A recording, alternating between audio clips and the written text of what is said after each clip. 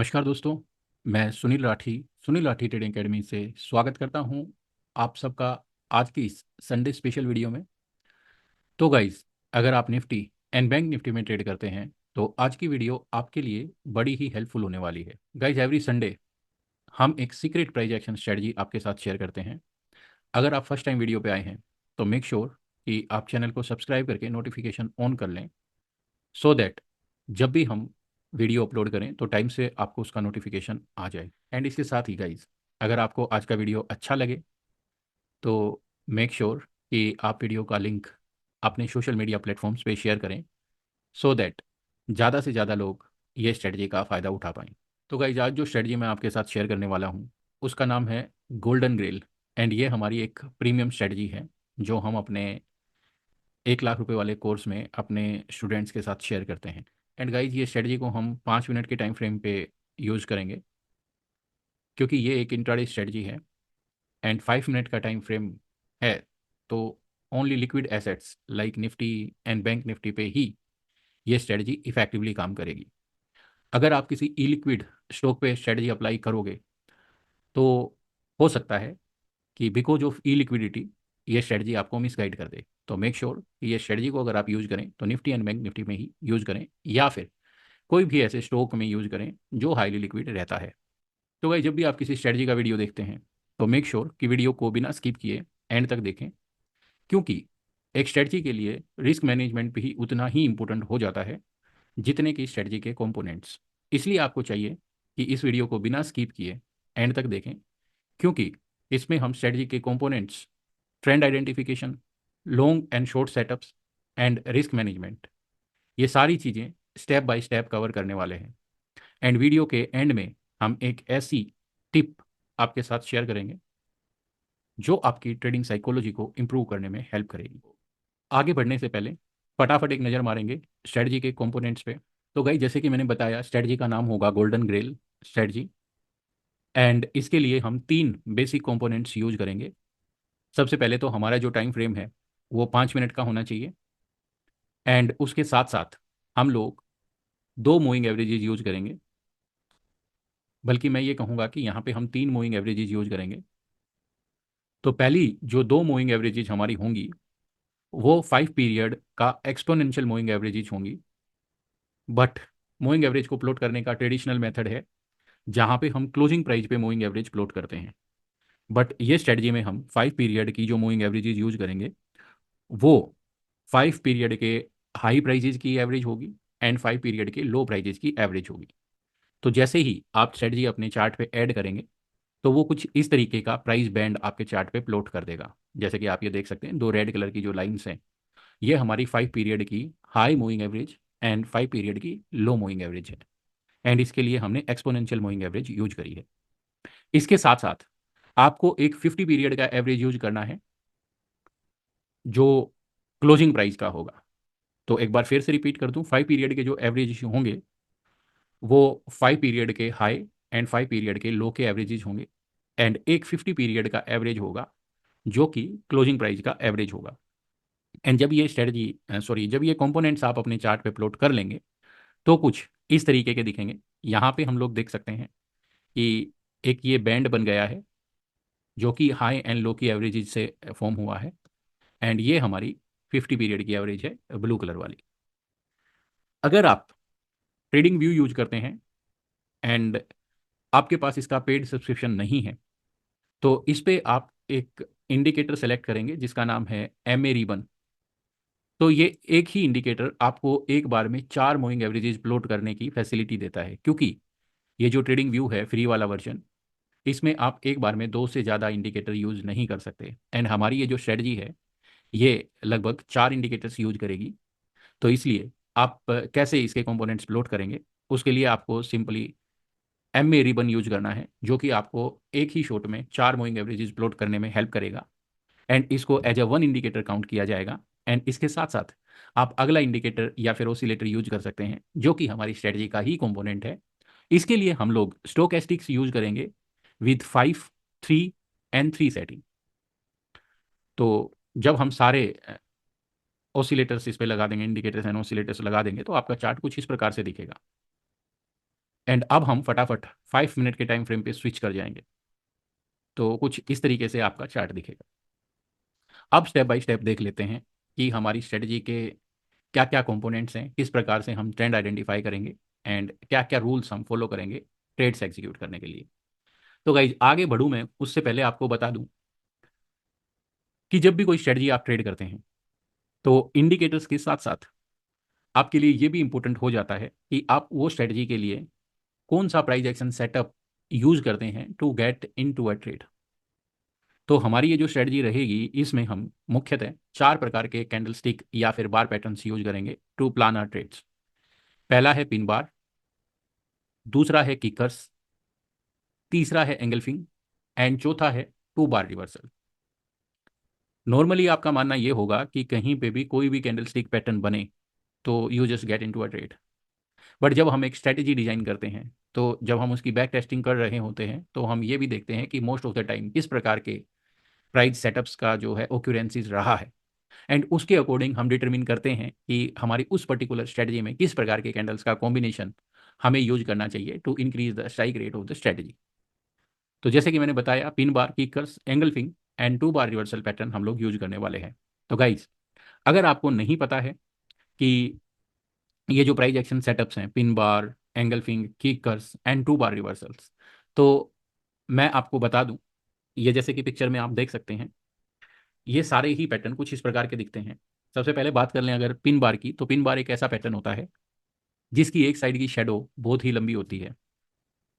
तो अगर मान लीजिए बेरिश पिन बार है तो अपर शेडो लंबी होगी एंड बुलिश पिन बार है तो लोअर शेडो लंबी होगी। अब क्योंकि यहाँ पे शेप बनाने के लिए हमारे पास एक लिमिटेशन थी तो हमने ये जो शेप बनाई है ये रिजेंबल करती है हैमर पैटर्न के साथ भी। बट यहाँ पे जो पिन बार है इसको हम एक रिजेक्शन कैंडल के तौर पे देखते हैं। तो हम उन सारे ही कैंडल्स को पिन बार के तौर पे एक्सेप्ट करेंगे जिनकी अपर शेडो या फिर लोअर शेडो या तो रियल बॉडी के इक्वल साइज की है या फिर रियल बॉडी से बड़ी है, तो थोड़ा वेरिएशन भी हम इसमें लेके चलेंगे।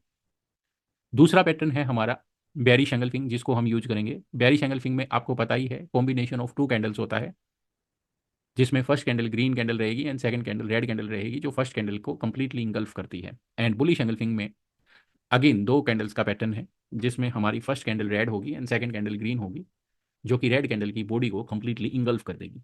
तो इसमें हमारा थर्ड पैटर्न होता है bearish kicker and bullish kicker. तो बेसिकली किकर पैटर्न जो होता है मार्केट में काउंटर अटैक को रिप्रेजेंट करता है। एक बेरिश किकर में फर्स्ट कैंडल एक बुलिश कैंडल होगी and next candle gap down open होती है फर्स्ट ग्रीन कैंडल के ओपन के पास एंड देन इसके लो के नीचे क्लोज कर देती है। तो ऐसी सिचुएशन को हम बेरिश किकर बोलेंगे। बुलिश किकर में अगेन 2 कैंडल्स का कॉम्बिनेशन होगा। फर्स्ट कैंडल एक बेरिश कैंडल होगी जो कि ऑनगोइंग डाउन ट्रेंड का पार्ट है and next candle directly gap up open होती है प्रीवियस रेड कैंडल के ओपन के पास एंड देन सेकंड कैंडल जो है वो फर्स्ट रेड कैंडल के हाई के ऊपर क्लोज कर देती है। ऐसी सिचुएशन को हम बुलिश किकर बोलेंगे एंड ये मार्केट में बुलिश काउंटर अटैक को रिप्रेजेंट करता है। किसी भी टाइम फ्रेम पे ये पैटर्न जब आप ऑब्जर्व करें तो इसको आप एक ट्रेंड रिवर्सल के तौर पे देख सकते हैं। फिर अगला पैटर्न है हमारा 2 बार रिवर्सल। 2 बार रिवर्सल में हमने 2 वेरिएशंस यहाँ पे डिस्कस करी हैं। पहला वेरिएशन है 2 बार रिवर्सल का जिसमें हम देखेंगे इसको हम बोलेंगे 2 बार रिवर्सल टाइप 1। इसमें हमने देखा कि प्रीवियस कैंडल एक ग्रीन कैंडल होगी, अगली कैंडल में मार्केट थोड़ा सा गैप डाउन ओपन करेगी एंड फिर जो सेकंड कैंडल है वो ग्रीन कैंडल का लो ब्रेक कर देगी। तो ये भी एक तरीके से मार्केट में रिवर्सल को सजेस्ट करता है। तो इसलिए ये 2 बार रिवर्सल टाइप 1 भी हम यूज करेंगे टू आइडेंटिफाई ट्रेड अपॉर्चुनिटीज। इसी तरीके से इसका जो बुलिश काउंटर पार्ट है उसमें previous candle will be a bearish candle continuing the down trend and following day market slightly opens gap up. Following day या फिर फॉलोइंग कैंडल में मार्केट थोड़ा सा गैप अप ओपन होता है या फिर अगला कैंडल थोड़ा सा गैप अप ओपन होता है एंड जो प्रीवियस कैंडल है रेड उसका हाई क्रॉस कर देता है एंड प्रोबेबली उसके हाई के ऊपर भी क्लोज कर देता है। तो ये हमारा 2 बार रिवर्सल हो गया टाइप 1। फिर 2 बार रिवर्सल टाइप 2, इसमें हम देखते हैं कि ये पैटर्न रिजेंबल करता है कहीं ना कहीं डार्क क्लाउड कवर के साथ जिसमें प्रीसीडिंग कैंडल एक ग्रीन कैंडल होती है and following candle opens slightly gap up and then वो इतना नीचे आ जाती है कि वो प्रीवियस कैंडल के मिड पॉइंट यानी कि उसके सेंटर पॉइंट के नीचे क्लोज करती है, जो कि एक स्ट्रॉन्ग रिवर्सल को रिप्रेजेंट करता है। इसका बुलिश काउंटर पार्ट होता है जिसमें प्रीवियस कैंडल एक रेड कलर की कैंडल रहेगी, following candle gap down open करती है एंड देन इतनी इंटेंस रिकवरी आती है कि जो सेकंड कैंडल है उसका क्लोज फर्स्ट कैंडल के ओपन के आसपास कहीं पे हो जाता है, यानी कि सेंटर पॉइंट के ऊपर ही क्लोज हो जाता है।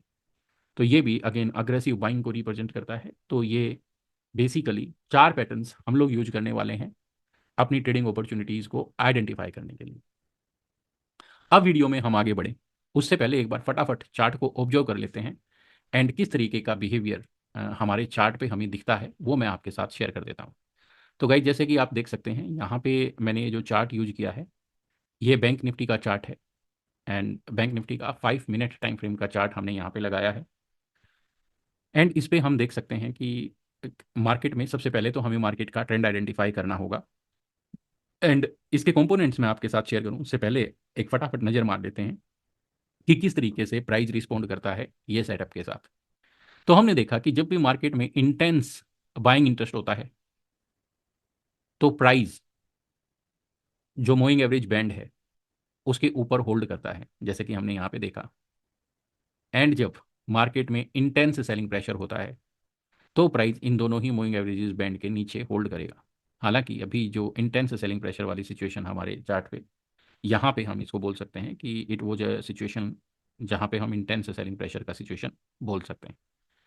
तो यहाँ पे हम कह सकते हैं कि जब एक स्ट्रॉन्ग ट्रेंड इन एक्शन होता है तो प्राइस जो है ओपन करेगा लोअर ईएमए के आसपास 5 पीरियड के एंड उसके नीचे ही होल्ड करेगा। एंड जब प्राइस अप ट्रेंड में होगा तो प्राइस ओपन करता है हाई 5 पीरियड ईएमए के पास एंड उसके ऊपर ही टिकने की कोशिश करता है।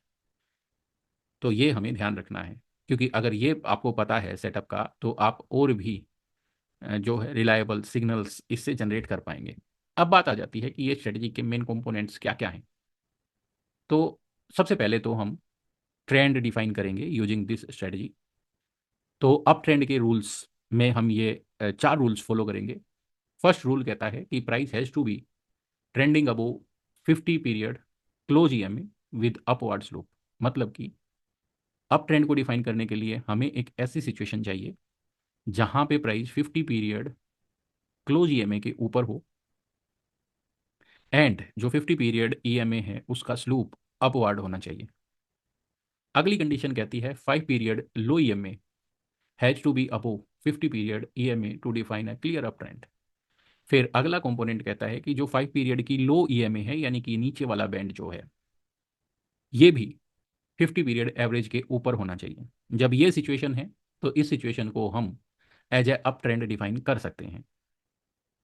अब ये जो अप ट्रेंड है ये कब तक इंटैक्ट रहेगा? तो हमारा अप ट्रेंड जब तक इंटैक्ट रहेगा जब तक 5 period high EMA 50 period close EMA के ऊपर टिकी रहती है। कहने का मतलब यह है कि जब तक ये ऊपर वाली लाइन 50 पीरियड ईएमए के नीचे क्रॉस नहीं करती तब तक हमारा अप ट्रेंड इंटैक्ट रहेगा।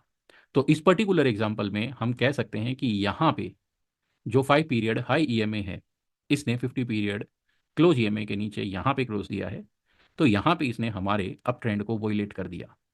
इसके अलावा ये जो पूरा फेज रहा इस पूरे फेज में हमारा जो ट्रेंड था वो बुलिश था। ओके, अब क्योंकि हमने मार्केट में एक बुलिश ट्रेंड आइडेंटिफाई कर लिया है तो अब हम ट्रेड का जो क्राइटेरिया है वो डिफाइन करेंगे।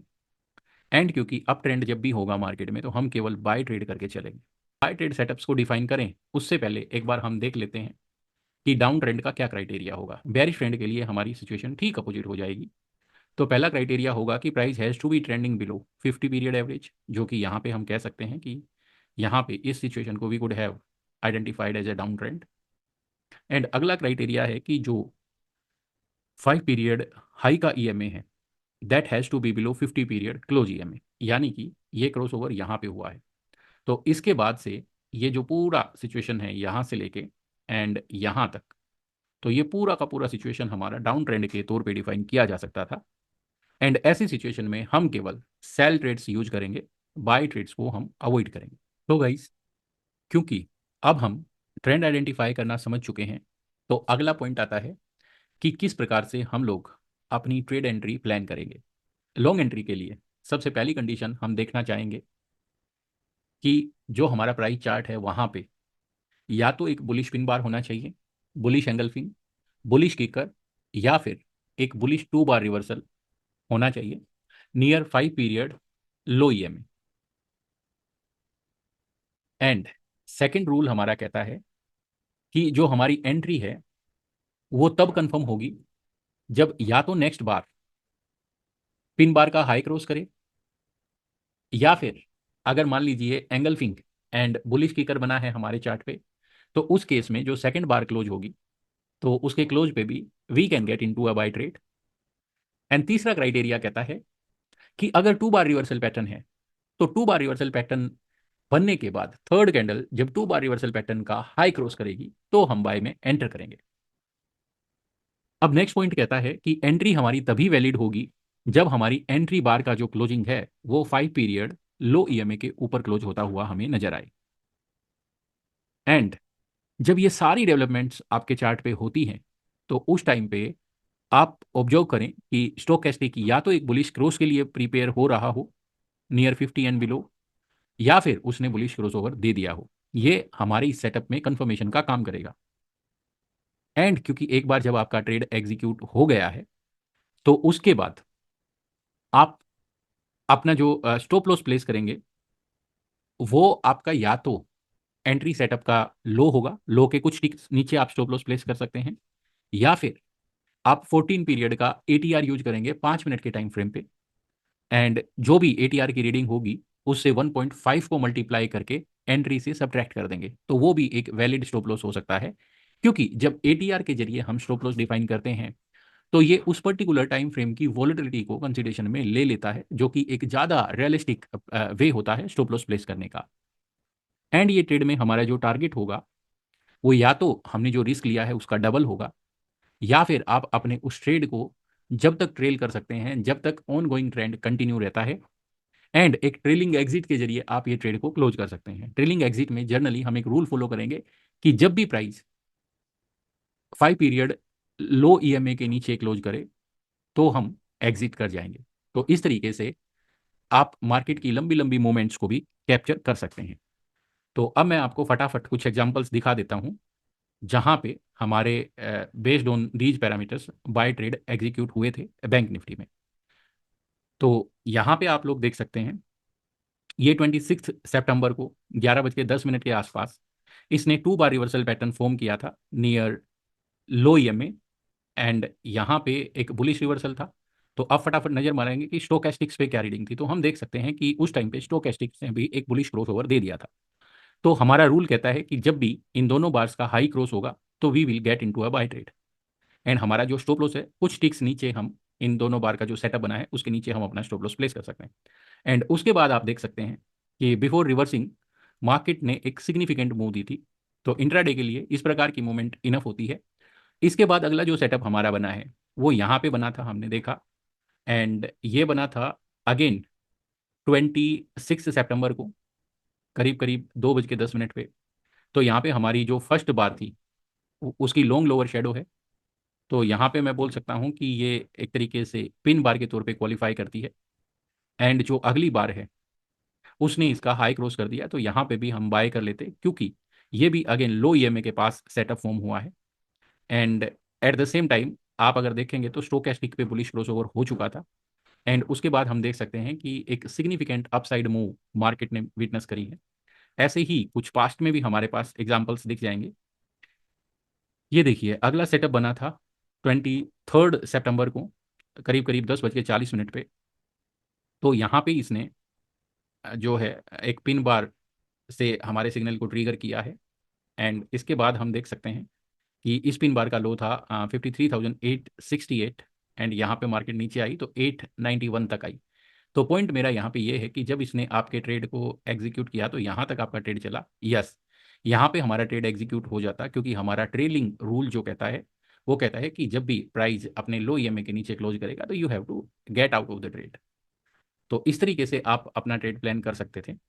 एंड इसके बाद तो गाइज ऐसा नहीं है कि ये स्ट्रेटजी फेल नहीं होती। कभी कभी अच्छे सेटअप्स बनते हैं एंड फेल भी हो जाती है, क्योंकि दुनिया की कोई भी स्ट्रेटजी फुल प्रूफ नहीं होती है। हर एक स्ट्रेटजी का ड्रॉबैक होता है, बट हमने इसको बैक टेस्ट किया है एंड हमारे लिए स्ट्रेटजी ने 5 मिनट के टाइम फ्रेम पे बैंक निफ्टी एंड निफ्टी में बहुत इफेक्टिवली काम किया है। अभी देखिए कुछ एग्जांपल्स हम निफ्टी के चार्ट पे भी देख लेते हैं। तो यहाँ पे देखिए, ये एक एग्जांपल है हमारे पास जहाँ पे एक पिन बार फॉर्म हुआ। जैसे कि मैंने बताया था, पिन बार का वेरिएशन यूज करेंगे हम लोग। मतलब कि जब भी एक ऐसी बार बनेगी जिसका लोअर शेडो अगर बॉडी के इक्वल भी है तो भी उसको हम एक रिजेक्शन कैंडल के तौर पे देखेंगे। तो यहाँ पे हमने देखा कि एक पिन बार फॉर्म किया near the low EMA and at the same time फिर हमने देखा कि अगली कैंडल जो है उसने पिन बार का हाई क्रॉस कर दिया। तो इस पॉइंट पे हम एक बाय ट्रेड प्लान कर सकते थे। हालांकि जब हमारी एंट्री ट्रिगर हुई तो उस टाइम पे एक बुलिश क्रॉसओवर नहीं था स्टोकेस्टिक पे, बट थर्ड कैंडल में हम देख सकते हैं कि स्टोकेस्टिक्स ने भी उस ट्रेड को सपोर्ट किया विद अ बुलिश क्रॉसओवर। बस कंडीशन ये ध्यान रखनी है कि जब भी आप बाय ट्रेड प्लान करेंगे तो जो ट्रेंड है वो बुलिश होना चाहिए। इसका मतलब जो लो ईएमए है that has to be near और अबो 50 EMA एंड जो हाई ईएमए है that has to be above 50 EMA। तो ये आपको कंडीशन ध्यान रखनी है। अगेन देखिए 2 बार रिवर्सल पैटर्न यहाँ पे बना था निफ्टी में एंड इसके बाद निफ्टी ने एक सिग्निफिकेंट मूव विटनेस करी थी। यहाँ पे हम देख देख सकते हैं कि देखिए कितनी बड़ी मूव यहाँ पे निफ्टी ने फॉर्म करी है एंड ये एंट्री ट्रिगर करने के बाद भी निफ्टी ने यहाँ तक का हाई विटनेस किया है। तो काफ़ी अच्छे मूव्स कैप्चर करने में ये आपकी हेल्प करेगा, नो डाउट। अगेन ये देखिए 2 बार सेटअप बना है हमारा। यहाँ पे भी बुलिश क्रॉसओवर था स्टोकेस्टिक पे एंड ये सेटअप उस टाइम पे बना है जब मार्केट में बुलिश ट्रेंड था। तो आप पेशेंस के साथ ये स्ट्रेटजी को डिप्लॉय करोगे तो डेफिनेटली मार्केट आपको पैसा बना के देगी। तो ये कुछ एग्जांपल्स हो गए हमारे लॉन्ग एंट्री के। अब फटाफट हम शॉर्ट एंट्री के कंपोनेंट्स डिस्कस कर लेते हैं एंड फिर उसके बाद शॉर्ट एंट्री के कुछ एग्जांपल्स डिस्कस करेंगे। तो गाइस जब आप शॉर्ट सेल ट्रेड प्लान करेंगे तो पहला रूल ये है कि आपके चार्ट पे ट्रेंड डाउन होना चाहिए एंड डाउन ट्रेंड के लिए हमने कंडीशन डिफाइन करी थी कि price has to be below 50 period EMA and जो 5 पीरियड के हाई एंड लो ईएमएज हैं तो उसमें हाई वाला जो ईएमए है that has to be below 50 period EMA. तो उसको हम as a down trend consider कर सकते हैं। लुक एट दिस, ये जो सिचुएशन थी वो हमारी डाउन ट्रेंड की सिचुएशन के तौर पे यूज की जा सकती थी। इसके बाद जो अगला क्राइटेरिया है वो कहता है कि एक bearish pin bar, bearish engulfing, bearish kicker या फिर बेरिश 2 बार रिवर्सल पैटर्न बनना चाहिए 5 पीरियड हाई ईएमए के पास। एंड नेक्स्ट कंडीशन कहती है कि एंट्री हमारी उस वक्त ट्रिगर हो जाएगी जब नेक्स्ट बार या तो पिन बार का लो क्रॉस करे या फिर नेक्स्ट बार एक बेरिश एंगल्फिंग है, बेरिश किकर है, या फिर अगर आपकी 2 बार्स मिलके बेरिश 2 बार रिवर्सल फॉर्म करती हैं तो थर्ड बार जब 2 बार्स का लो क्रॉस करेगी तो हम एक शॉर्ट सेल ट्रेड प्लान करेंगे।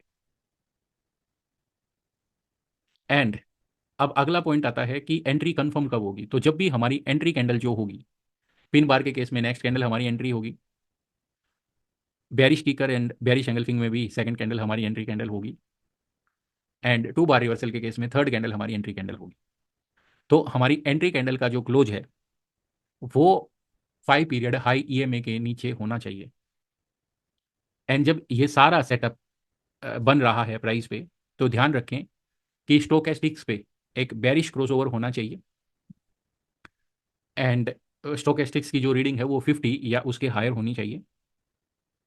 एंड अब बात आती है कि स्टॉप लॉस कहाँ पे प्लेस करेंगे। तो स्टॉप लॉस प्लेस करने के लिए हम या तो हमारा जो बेरिश सेटअप बनेगा उसके कुछ टिक ऊपर प्लेस करेंगे स्टॉप लॉस, या फिर हम 5 मिनट के टाइम पे 14 पीरियड का एटीआर यूज करेंगे एंड उसको 1.5 से मल्टीप्लाई करके हमारे एंट्री में ऐड कर देंगे।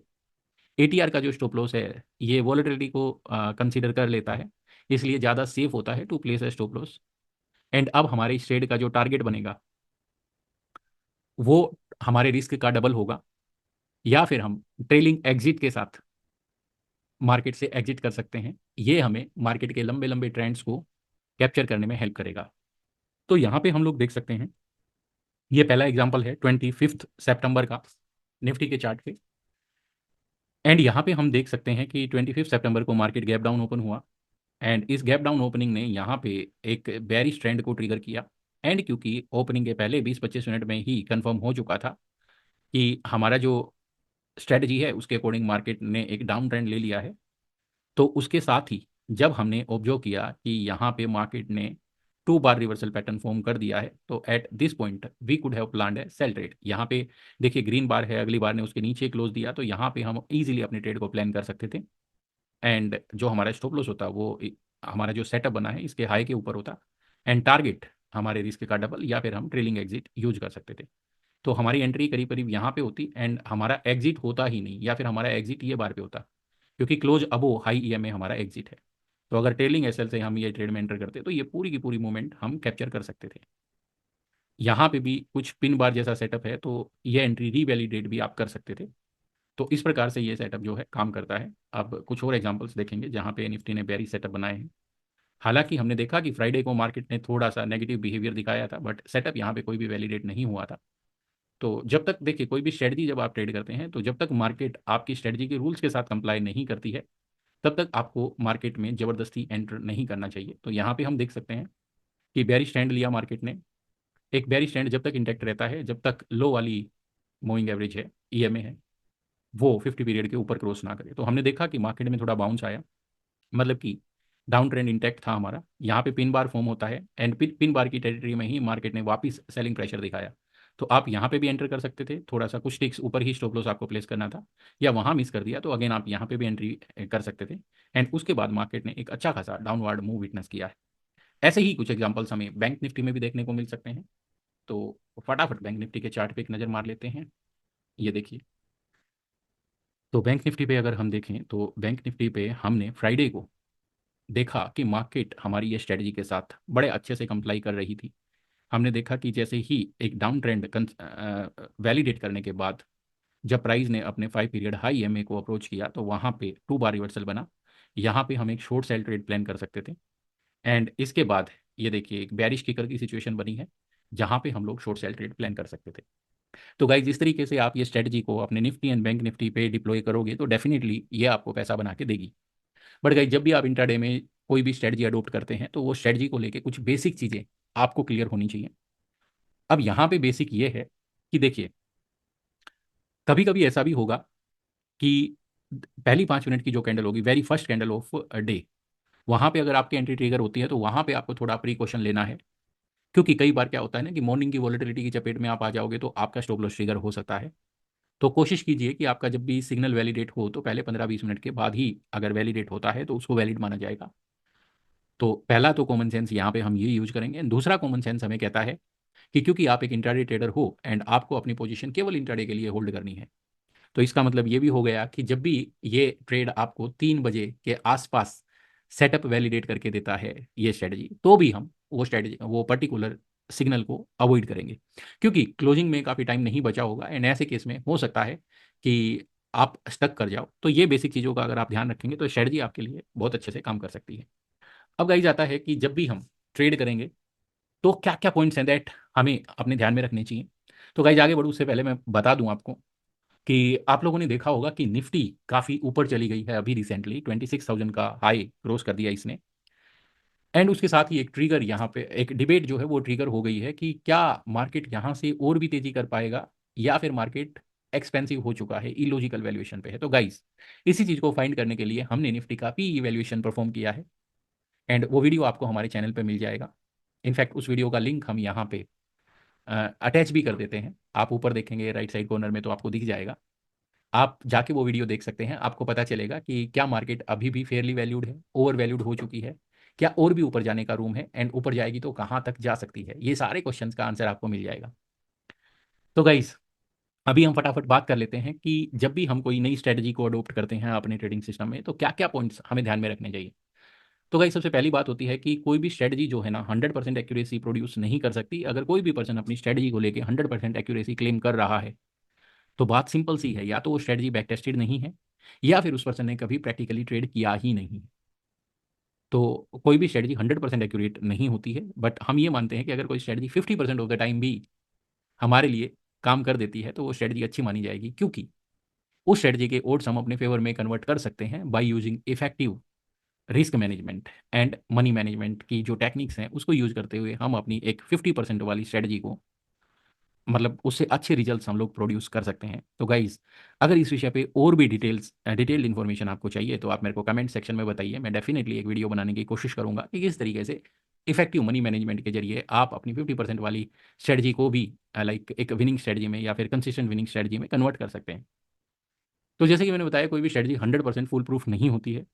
तो ये मेक श्योर करें कि स्टॉप लॉस बहुत इंपॉर्टेंट हो जाता है, रिस्क मैनेजमेंट बहुत इंपॉर्टेंट हो जाता है। तो जिस तरीके से हमने आपको स्टॉप लॉस बताया, रिस्क मैनेज करना बताया, उन स्टेप्स को आप मिस मत कीजिएगा। कभी भी अपने इमोशंस को, अपने ट्रेड को मैनेज करने में के लिए अलाउ मत कीजिएगा, क्योंकि कभी जब हमारे इमोशंस हमारे ट्रेड को मैनेज करना शुरू कर देते हैं ना, तो उस टाइम पे हम मार्केट से लॉस ही लेके निकलते हैं। एंड अगला पॉइंट है कि हम केवल तभी ट्रेड करेंगे जब स्टॉप लॉस का रिस्क हमारे लिए अफोर्डेबल होगा। एंड हम एक ट्रेड में जब तक एंटर नहीं करेंगे जब तक हमारे पास उस ट्रेड से बाहर आने का प्रॉपर रूल ना हो, प्रॉपर सेटअप ना हो, चाहे फिर वो टारगेट के केस में हो या फिर लॉस के केस में हो कि मार्केट जब आपके सेटअप को इनवैलिडेट कर दे, तो एग्जिट इज मस्ट। फिर दूसरा, इंटरडे ट्रेडिंग जो होती है, इसके जो ट्रेंड्स होते हैं वो मतलब कि शॉर्ट लिव्ड ट्रेंड्स होते हैं। एंड इंट्राडे में बहुत क्विकली ट्रेंड चेंज होते हैं। तो इसलिए ये मेक श्योर कीजिएगा कि आप जब भी आप एक ट्रेड में एंटर करो, तो आप ट्रेलिंग स्टॉप लॉस अगर यूज करोगे तो वो टेबल पे आया पैसा आपको ग्रैब करने में हेल्प करेगा। कहा जाता है कि never lose money on the table.